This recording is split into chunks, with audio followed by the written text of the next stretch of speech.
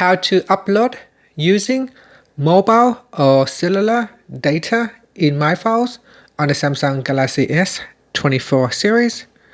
First, tap on the home button to go back to the home screen, and on the home screen, swipe up to go into the app screen, and then tap on the Samsung folder. Next, open up My Files.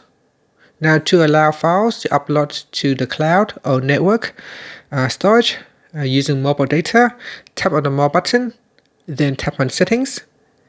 Next, go down and then tap on Allow Mobile Data Usage. In here, tap on Cloud Storage if you want to allow cloud storage to use mobile data or network storage or both. And that's it. After that, tap on the back key or tap on the home button to go back to the home screen. Thank you for watching this video. Please like and subscribe to my channel for more videos.